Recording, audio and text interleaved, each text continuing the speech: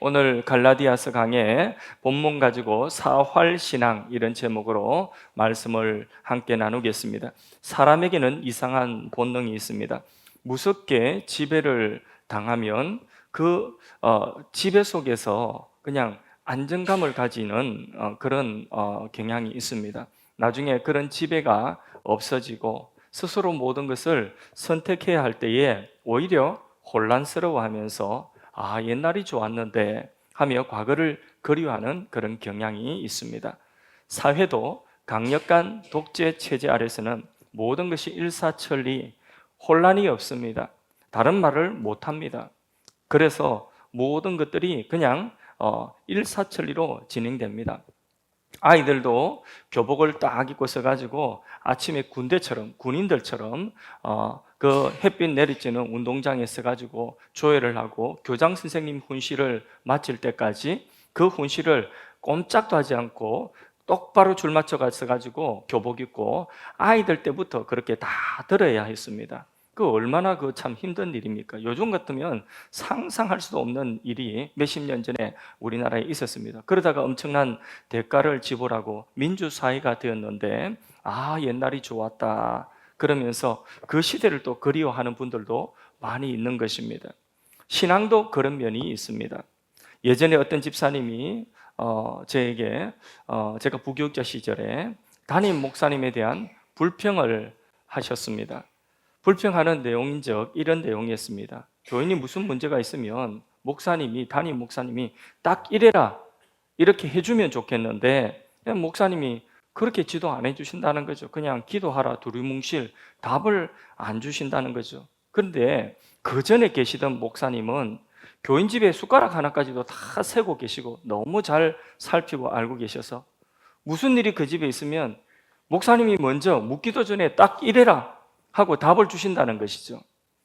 그래서 만일 그대로 하지 않으면 목사님이 그냥 설교 강단에서 순종하지 않으면 그냥 강단에서 막 치니까 꼼짝 못하고 순종을 했는데 그 순종한 결과 못된 적이 없다. 다 순종하니까 잘 됐더라. 이렇게 말씀을 하시면서 현재의 담임 목사님에 대한 불평을 하시는 것입니다. 자, 그래서 결론은 뭐냐? 결론은 자신의 문제의 답을 목사님이 대신 내려주지 않으셔서 그래서 자신이 뭔가를 선택하고 결정하는 것이 참 힘들다. 그래서 어찌 보면 그때가 훨씬 더 편했다, 좋았다 이런 내용입니다. 여러분은 어떤 목사님이 좋습니까? 1번, 2번 이전 목사님, 현재 목사님 어떤 목사님 좋습니까?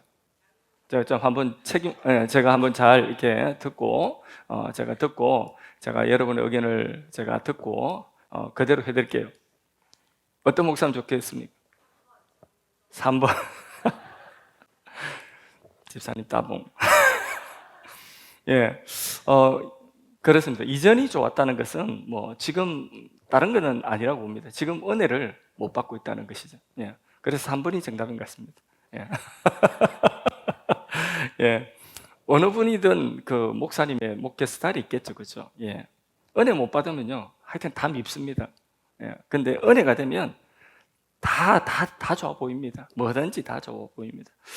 그 사람은 강한 지배 아래 있으면서 그 지배에 순응하고자 하는 것이 그 몸에 배어 있습니다. 그래서 결국에는 그런 지배가 없어지면 그러면 내가 스스로 무엇을 해야 될지 그걸 알지 못하고 혼란에 빠지는 경우가 많습니다.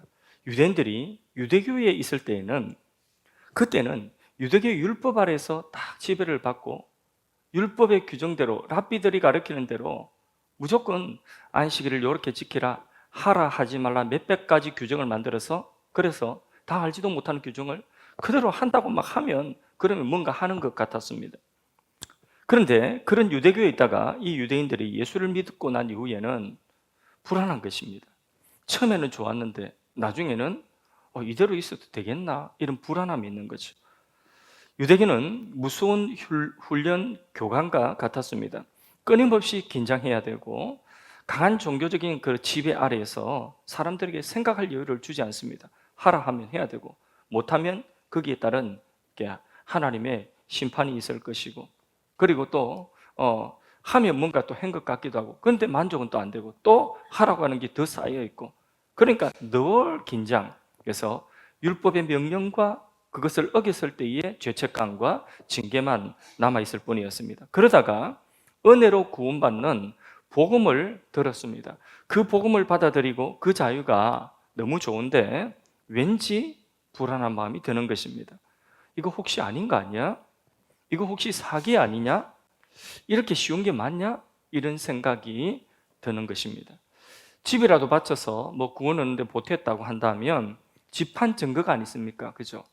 집 팔아가 바친 증거가 있기 때문에 집 팔아서 구원받는데 뭐 좀 이렇게 보탠 것 같으면 그런 증거라도 있어서 내가 집 팔았지 않냐 하는 뭔가 내가 구원에 주장할 만한 것이 분명히 있고, 몸에 하다못해 할례라도 받았다면 그 할례 받는 기간 동안에 오늘처럼 항생자 있는 것도 아니고 몇 달 팅팅 불어가지고 열나고 꼼짝도 못했던 그 아팠던 몇 달 동안에 그 흔적이 몸에 남아있지 않습니까? 그 할례라고 하는 몸에 남아있는 그 흔적을 보고 내가 이렇게 아팠지 하고 뭔가 자기 자신의 그 뭔가 몸에 남아있는 흔적이라도 있어야 되는데, 그런데 그저 믿음으로 은혜로 구원을 받는다고 하니까 뭐 편안한 것이 없습니다.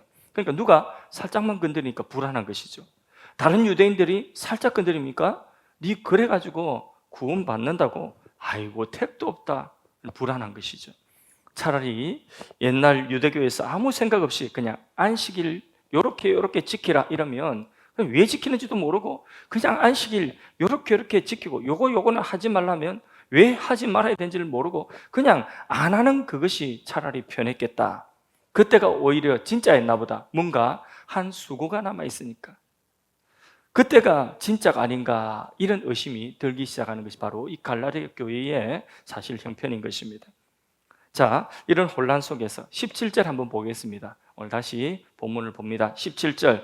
자, 읽습니다. 만일 우리가 그리스도 안에서 어렵게 되려다가, 이 무슨 말이에요? 은혜로 구원받는다, 믿음으로 구원받는다 하는 그런 말이에요. 그렇게 되려다가 은혜로 구원받으려고 하다가 그 다음 읽습니다. 죄인으로 드러나면 그리스도께서 죄를 짓게 하는 자냐? 결코 그럴 수 없느니라. 옛날처럼 율법 아래서 뭔가 자신이 뭐 율법을 지킨 거 몇 가지를 붙들고 그 행위 속에 숨고 싶은데 뭐 뜬구름 같은 은혜로 구원받는다고 하니까 네 행위가 아무것도 구원에 소용없다. 네가 율법 지킨 거 그 의는 아무 소용이 없다. 또 할례까지도 받을 필요가 없다. 율법의 행위는 구원받는 의가 되지 못한다. 이렇게 하니까 그러면 율법을 우리가 안식일을 이렇게 지켰는데 이 몇 가지 막 세분화시켜서 구체적인 세부 조항을 만들어 지켰는데, 근데 이것조차 하지 않는다면 그러면 혹시 우리가 그 율법을 다 규정대로 지키지 못해서 우리만 죄인으로 남는 거 아이가? 그래서 그리스도께서 죄를 짓게 하는 자냐? 그런 이야기예요. 바울은 결코 그럴 수가 없다 말씀하는 거죠. 율법 아래에 있을 때는 율법을 지키지 못한 죄인이 있는 것이고, 율법을 알지 못해서 또 못 지키는 죄인이 있는 것이고, 이랬든 저랬든 율법을 다 지키지 못한 죄인, 알지 못해서 다 지키지 못한 죄인. 그러니까 율법 아래 있으니까 결국은 율법을 다 지키지 못한 뭐만 남는 거죠? 죄인만 남는 것입니다. 그 죄와 죄책만 남는 것입니다. 그러니까 그걸 일컬어서 로마서나 갈라디아서는 죄의 노예된 상태다. 죄를 피할 자유가 없다는 거죠. 근데 복음이 왔어요. 그리스도의 복음이 오고 난 이후에는 율법의 저주에서 우리를 속량하셨다고 했잖아요. 그래서 죄를 이제는 피하고 의의 길을 선택할 수 있는, 선을 선택할 수 있는 그런 자유가 주어졌다는 거예요. 갈라디아서는 자유의 선언입니다. 자유 대헌장, 이게 갈라디아서입니다. 그래서 인권 대장정 뭐 그런 사회에도 뭐 그런 게 있지 않습니까? 갈라디아서는 자유의 대헌장입니다. 복음으로 우리는 자유함을 얻었다. 그러면 그러므로 다시는 종의 멍에를 매지 말라. 이게 갈라디아서의 핵심되는 내용인데, 그런데 우리가 얻은 자유, 복음 안에서 얻은 자유는 이제는 죄를 피하고 우리가 하나님이 원하시는 것을 선택할 수 있는 그런 자유가 있다는 거죠. 예. 그런데 선택을 해야 되는데 이제는 스스로 아무것도 선택할 수 없는, 스스로 아무것도 선택해서 하고 싶지 않은 이런 자리에 빠졌다는 거죠. 교회에서도 비슷한 일을 경험합니다. 교사 회의를 예를 들어서 합니다. 교사 회의를 하면 이제 누구든지 교사들은 이야기해서 이런 의견을 낼 수 있지 않습니까? 그래서 어떤 제안을 하려고 하면 어떤 선생님이 이거 이렇게 한번 이런 거 한번 해봅시다. 그러면 그 내용이 좋아요. 그러면 결국 그 일을 누가 맡아서 해야 되죠? 모르십니까? 예. 그래서 그 말한 사람이 해야 돼요. 교회에서 다른 회의도 마찬가지예요.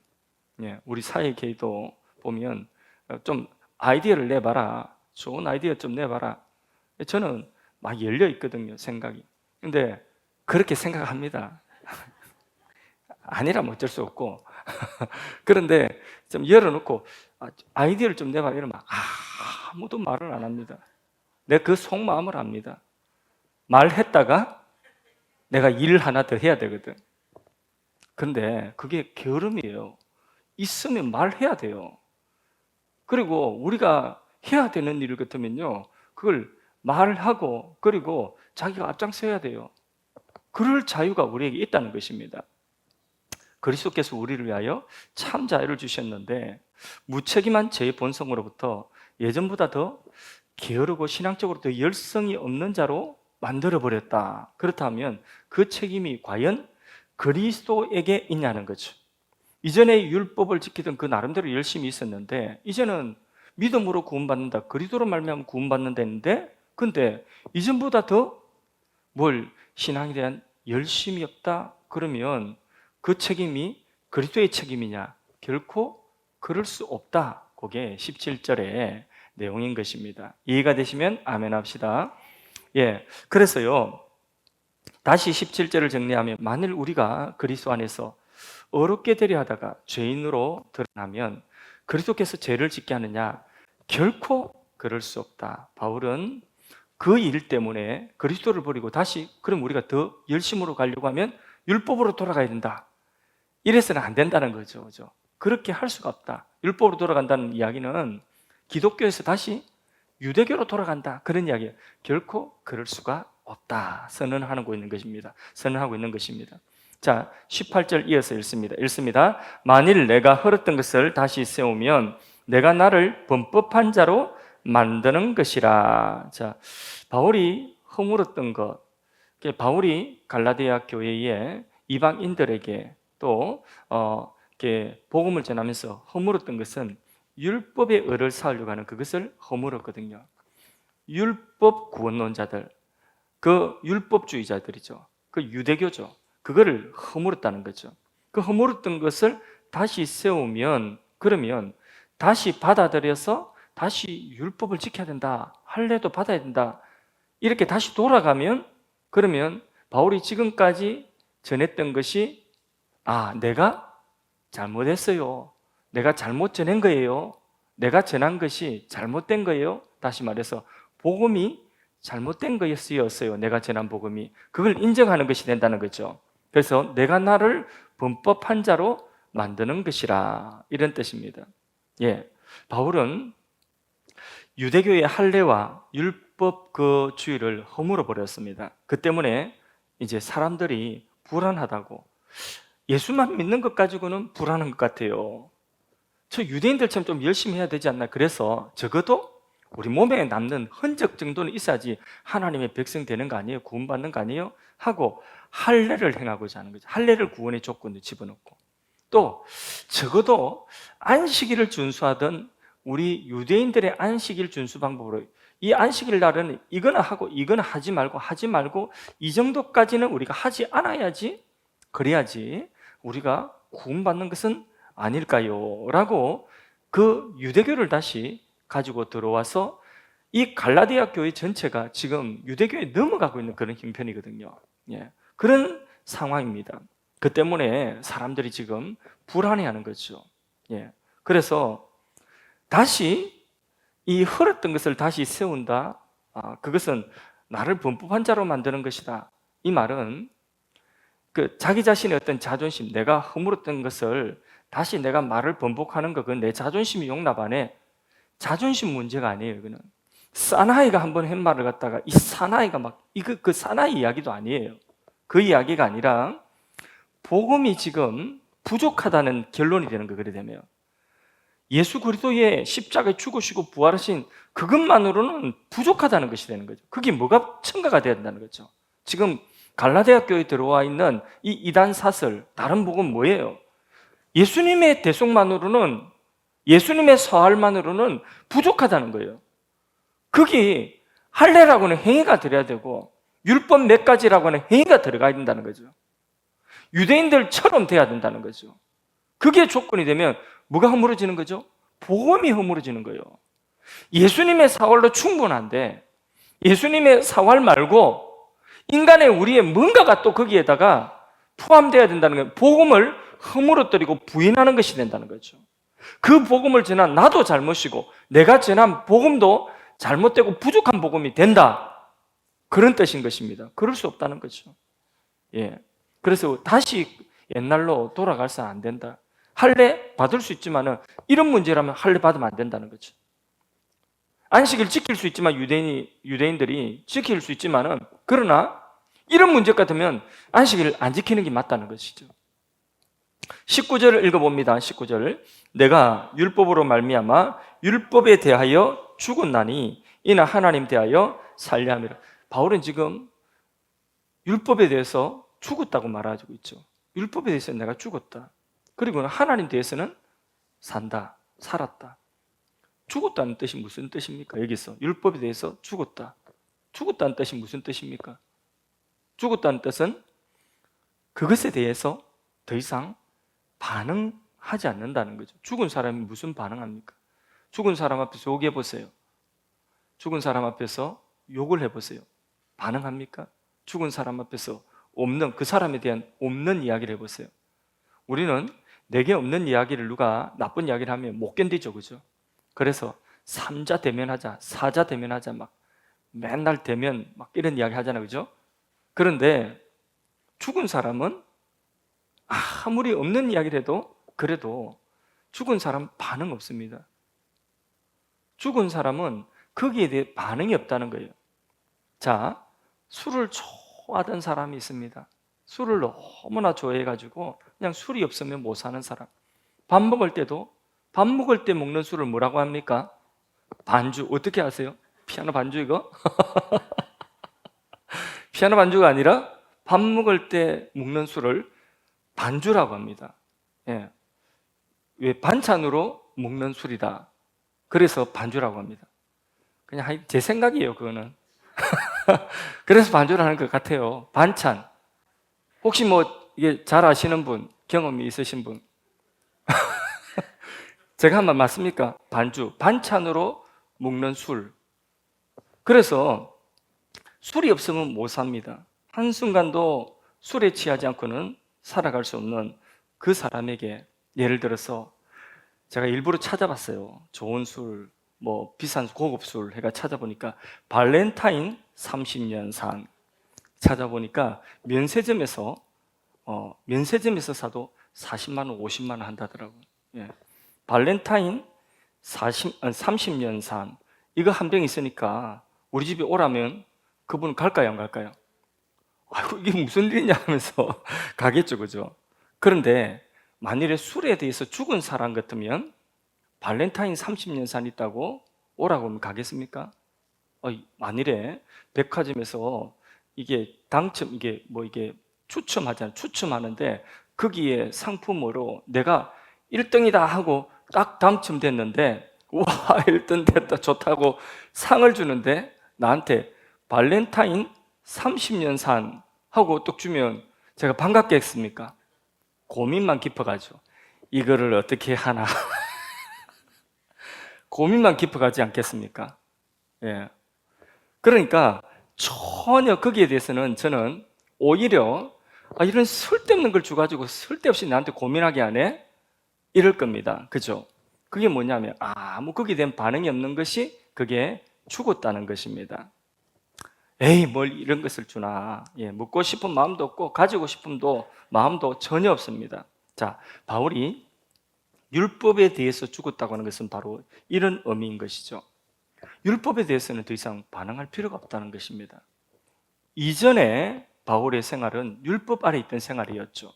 철저히 율법에 반응하는 생활이었습니다. 그래서 율법을 배우고 외우고 온종일 그 율법만 하고 살았던 사람입니다. 어떻게 하면 율법의 행위 몇 개라도 더 남들보다 더 쌓아서 그것을 공로, 다시 말해서 의를 이루고 그걸로 하나님 앞에 나아갈 수 있을까? 그런데 결과는 어땠습니까?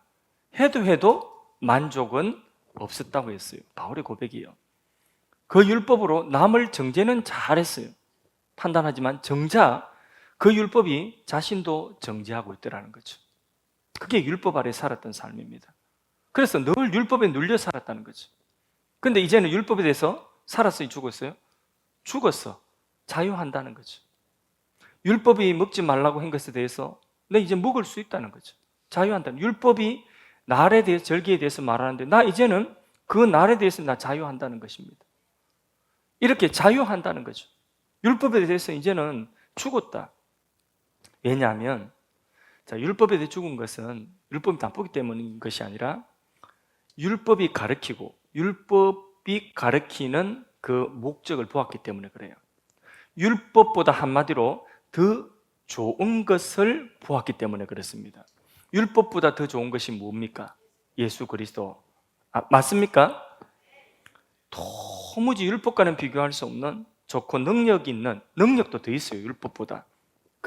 바로 그것이 복음이고 그 복음이 바로 예수 그리스도입니다.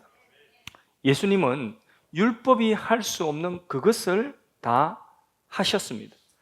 율법이 할 수 없는 것이 무엇이었습니까? 사람을 중심으로 변화시키는 거 할 수 없었어요. 근데 예수님은 사람의 중심으로부터 참된 변화가 일어나게 하셨어요. 그리스도의 능력이 뭡니까? 자신의 행위가 아니라 그리스도의 의로 우리가 하나님께 나아갈 수 있다는 거죠. 그래서 이제는 바울은 하나님을 향하여서 내가 이제 그리스도로 말미암아, 율법이 아니라 그리스도로 말미암아 하나님을 향하여 내가 살아났다. 이제는 율법에 대해서 나는 죽은 자요, 대신 예수 그리스도로 말미암아 하나님을 향하여 이제 나 반응하고 하나님께 언제든지 나아가서 하나님과 교제할 수 있는 이런 사람이 되었다. 그리스도의 공로를 통해서 하나님께 나가서 찬양하고 싶으면 찬양하고 주님의 말씀 듣고 싶으면 듣고 그리고 순종하고 싶으면 순종하고 온종일 하나님 사랑할 수 있고 하나님을 위하여 살겠다고 그렇게 내 중심에서부터 그런 변화가 일어났다는 것입니다. 진짜로 하나님을 향하여서 살아났다는 것입니다. 율법이 아니라 복음을 택한 결과 오히려 신앙적으로 더 느슨해진 것이 아니라 더욱더 중심의 변화가 일어나서 그래서 그 중심으로 하나님을 사랑하는 마음이 더 생기고 하나님께 순종하고 싶은 마음이 더 생겼다는 것입니다. 만일에 은혜를 받아서 내가 율법이 아니라 믿음으로 구원을 받았다고 하면서 우리의 신앙생활이 느슨하게 그냥 술에 술 탄 듯 물에 물 탄 듯 그렇게 대충 되는 대로 아무런 열심도 없고 변화도 없다. 그러면 그 사람은 그 복음을 제대로 만난 것이 아닐 겁니다. 예수님을 제대로 만난 것이 아닐 것입니다. 만일에 그런 사람이 있다면 그 사람은 율법으로도 안 되고 복음으로도 안 되면 대안이 없는 거예요. 그 사람 대책이 없는 거예요. 누가 변화시킬 수 있겠습니까? 복음이라고 하는 것은요, 반드시 사람을 변화시킵니다. 복음을 중심과 내 중심과 복음이 딱 만나면요, 그러면 둘 중에 하나는 끼어지게 돼 있어요. 이쪽에서 달려오는 것과 저쪽에서 달려오는 게 중심으로 팡 부딪히는데 전 속력으로 달려오다 팡 부딪히는데 하나가 안 끼어졌다. 그 이상한 거예요. 둘 중에 하나는 끼어지게 돼 있습니다. 이 복음이 자기 중심 안에서 충돌하면요, 그러면 내가 죽든지 아니면 그냥 그 복음이 깨어지든지 둘 중에 하나인데 복음이 아무것도 없는 것처럼 그냥 펑 해가지고 튀겨나가 버리든지, 아니면 내가 죽든지, 내가 산산조각이 나서 내가 죽든지, 둘 중에 하나입니다. 그래서 둘 중에 하나가 살아나오게 돼 있는 것입니다. 복음이 예수님이라면 예수님과 내가 중심으로 팍 만났습니다. 충돌했습니다. 그러면 이렇게 중심과 중심이 충돌했는데 둘 중에 하나가 살아나와야 되는데, 근데 누가 살아나오는 게 정상입니까? 왜요? 왜 예수님 살아나오는 게 정상입니까? 예수님 생명이시니까. 또 그 말도 맞아요. 근데 우리 그냥 좀 더 어렵게 생각하지 말고 그냥 우리 좀 수준 낮게 생각해서, 자, 예수님과 내가 중심으로 팍 만났어요. 푹 부딪혔어요. 둘 중에 하나는 죽고 하나는 살아나와야 돼요. 자, 예수님 살아나요. 그렇죠. 예수님이 됐으니까. 예수님이 훨씬 나보다 세니까, 능력이 있으시니까 나는 죽어야죠. 그게 당연한 거죠. 안 그렇습니까? 뭐 어릴 때 딱지놀이 안 해봤어요? 딱지놀이 해봤죠? 요래가지고 딱 해가지고 요래가지고 여기 나오는 계급하고 여기 나오는 계급하고 한쪽이 죽어야 되잖아요. 그죠? 뭘 안 해본 것처럼 다들 그렇게 하고 계십니까? 그러니까 예수님이 내 중심에서 만나면 내가 죽어야 되는 거예요. 예수님이 살아나는 그게 맞습니다. 그래서 복음을 경험한 사람 중에서 중심에서 하나님을 향하여 살고 싶은 그런 마음이, 이제는 내가 죽었기 때문에 나를 위하여 살고 싶은 마음이 아니라 하나님을 위하여 살고 싶은 마음이 내 안에 생기는 것입니다. 복음이 주는 자유가 뭡니까? 그 자유는 와, 이제 내 맘대로 하자, 와, 이제 주를 안 지켜도 되겠네, 와, 이제 아무거나 먹으면 되겠네, 이 자유가 아니라는 거죠.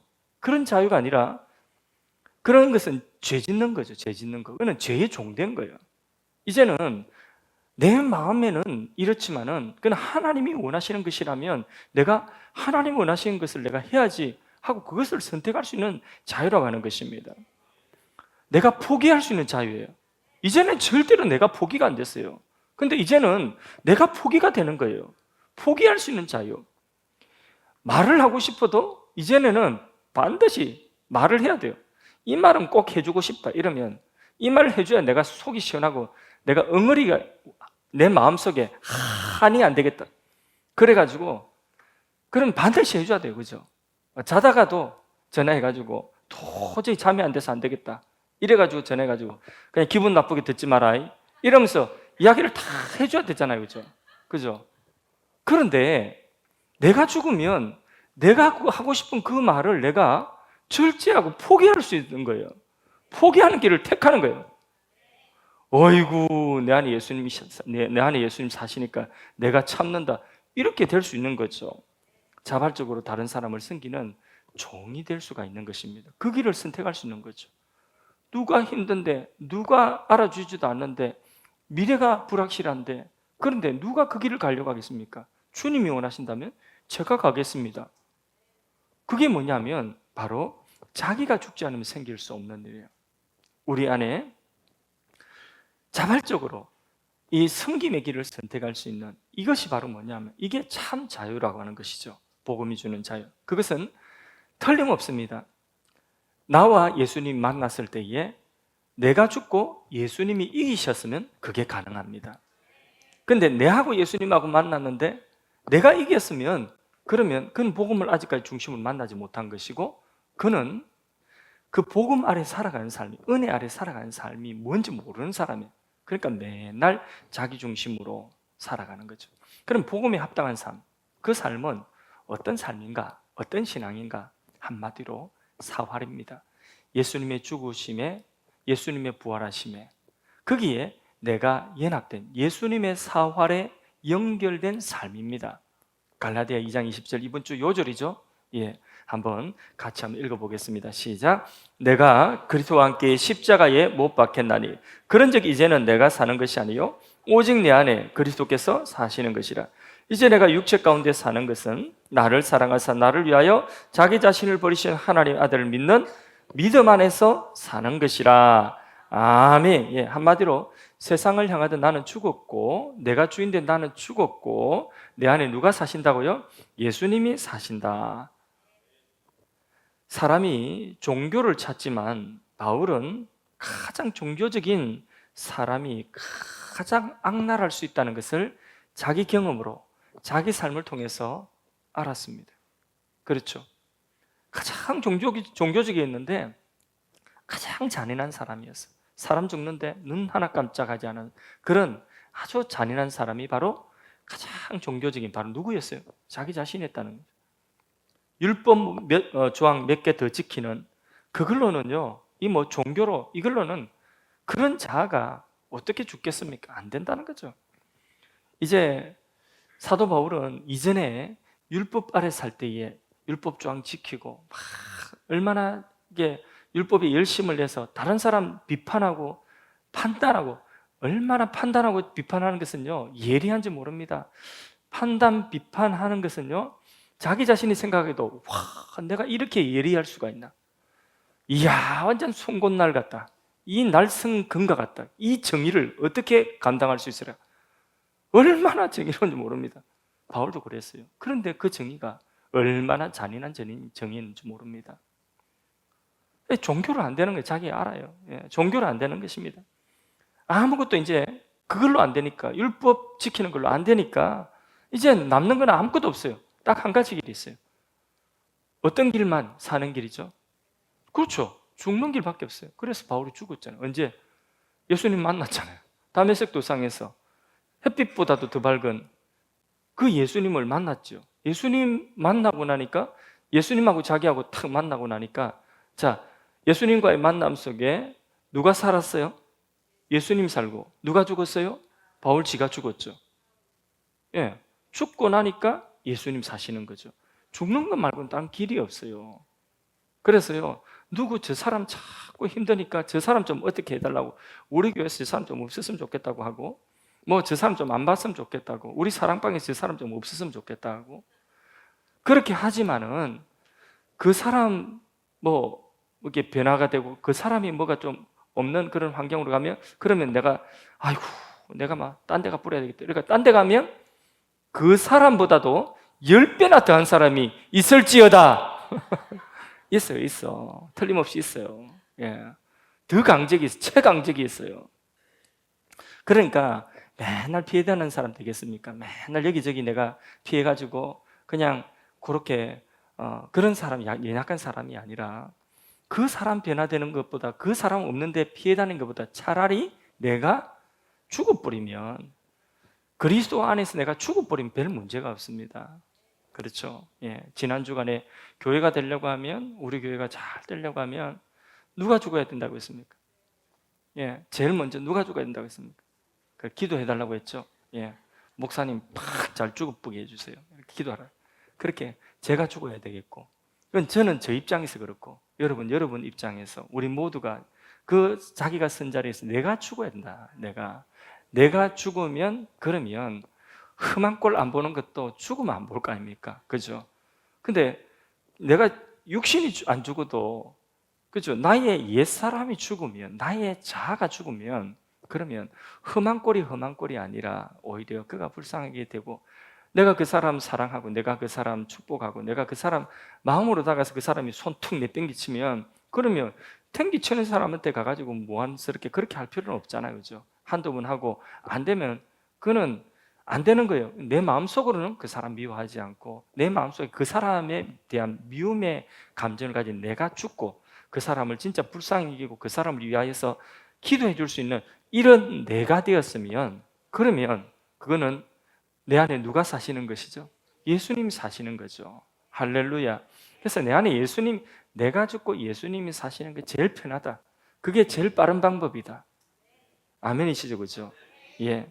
그러니까 자, 우리 모두가 이제는 딴 거 없습니다. 우리 양심을 기울여서 우리 자신에 대해서 한번 살펴보면 우리 안에서 계속해서 악한 생각 있어요, 없어요? 미움 있어요, 없어요? 섭섭한 마음 스물스물 올라오죠. 그리고 안 알아주면 또 섭섭하기도 하고 그따가 오해까지 하면 화가 나죠, 그죠? 해명하고 싶죠. 따져서 삼자 대면하고 싶죠. 그렇죠. 그래서 네가 틀렸고 내가 옳다 하는 것을 만천하에 드러내고 싶죠. 그런 마음이 있습니다. 그런데 그게 뭐라고요? 그게 죽어야 되는 나입니다. 그게 날마다 죽어야 된다고 말해요. 사도 바울은 나는 날마다 죽노라. 한 번에 다 죽는 게 아니더라고. 법적으로는 한 번에 죽었어요. 법적으로는 한 번에 죽었는데, 그런데 우리의 마음, 우리의 영은 단번에 중생되듯이 우리의 마음은 이게 점진적으로, 우리 몸과 마음, 심신은 점진적으로 성화를 이루어가잖아요. 죽은 것만큼 예수가 살고 그게 성화입니다. 죽은 것만큼 자기 구원이에요. 건설 구원이에요. 내가 이루어가야 되는 구원인 것입니다. 그래서 주님이 일하시는 사람은 자기 죽은 사람 통하여 일을 하는 것입니다. 아멘이시죠? 자기 마음대로 사는 것은 이건 뭐 율법주의도 아니고 복음에 합당한 삶도 아닌 것이 아무것도 아닌 삶이에요. 그러므로 21절 마지막으로 한번 읽어보겠습니다. 21절 읽습니다. 내가 하나님의 은혜를 피하지 아니하노니 만일 어렵게 되는 것이 율법으로 말미암았으며 그리스도께서 헛되이 죽으셨느니라. 예, 우리는 그리스도의 죽음을 헛되게 해서는 안 됩니다. 예수님이 죽으심은 내 안에 영원히 내 안에서 사시기 위함입니다. 나를 살리고 내 안에 사시기 위함인 것입니다. 예수님의 죽으심이 헛되지 않으려면 예수님이 내 안에 사셔야지 헛되지 않는 죽음입니다. 예수님 죽었는데 내 안에 예수님이 안 살고 내가 여전히 살아있어. 그건 예수님 죽으심을 헛되게 하는 것이라는 거죠. 우리 예수님 십자가에서 나를 위하여 죽으심을 믿으십니까? 그러면 이제 그 예수님의 죽으심이 헛되지 않으려고 하면 내 안에 누가 사셔야 되죠? 예수님이 사셔야 돼요. 예수님 내 안에 사시기 위하여서 죽으신 것이죠. 예수님이 사신다면 내가 구원받았다는 것이고 내가 영생을 얻었다는 것이고 내가 천국을 소유했다는 것입니다. 아멘이시죠? 보고만 있는 나에게 이래라 저래라 강요할 사람 아무도 없습니다. 그러나 내 안에서 들리는 소리를 들어보십시오. 그 주님의 내 안에 사셔서 내 안에 말씀하시는 그 주님의 소리를 들어보세요. 내 속에서 일어난 생각이 그게 내가 주인된 나의 생각인지 아니면 예수님이 주인된 예수님의 생각인지 그거를 우리가 생각해야 되는 것이죠. 주님 생각 아니면 바로 포기할 수도 있어야 됩니다. 주님 생각이면 내 마음에 맞지 않아도 감정에 맞지 않아도 바로 순종할 수 있어야 됩니다. 그게 내가 죽고 예수님이 사시는 것이고 주님의 십자가 죽으심이 헛되지 않도록 하는 길인 것입니다. 우리 계획으로 꽉 차 있어요. 우리는 계획 많아요, 그렇죠? 그래서 우리 계획으로 꽉 찬 그런 사람은 주님을 자기 몸에 자꾸 밀어내고 있는 사람이에요. 주님 베드로에게 하신 말씀이 있습니다. 이전에는 네가 네 마음대로 다녔지만 이제는 어떻게 해요? 요한복음 21장 18절에 보면 네 젊었을 때는 네 혈기도 있고 하니까 스스로 띠뛰고 다녔지만은 이제는 늙어서는 이제는 네가 철이 들어서는 다른 사람이 내게 띠를 띄우고 원치 않는 곳으로 너를 데려가려. 때로는 우리가 원치 않는 곳으로 데려가라고 주님께서 우리를 데려가실 때 우리 그 길을 따라가야 되는 것입니다. 신앙이 성숙해지면서 자기 계획이 점점 줄어들어야 됩니다. 그래서 주님의 계획이 나의 계획이 되어야 됩니다. 저에게 대한 말씀이기도 합니다. 전 계획이 많은 사람이에요. 계획이 엄청 많아요. 하루에도 계획을 쭉 세워놓고 일주일치 계획 보면 또 달력에 저 뒤에까지 계획을 쭉 세워놓고 그리고 없는 계획은 또 만들어가지고 쭉 세워놓고 계획이 많은 사람입니다. 그런데 그 계획도 나의 계획이 되면 아무 소용이 없습니다.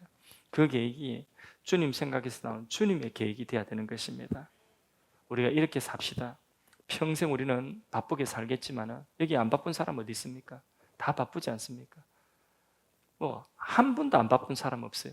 다 바빠가지고 내가 뭐 하나라도 교회를 부탁하고 싶어도 부담스러워서 부탁을 못할 정도로 다 바쁘신 분들이 여기 계신 분들이 제가 부담스러워요. 집사님 이것 좀 해주실 수, 이것 좀 맡아주실 수 있어요? 이미 내 마음속에 부담스럽습니다. 그 정도로 여러분 바쁘십니다. 평생 그렇게 바쁘게 사시겠지만 주님 계획으로 바쁠 수 있기를 축복합니다.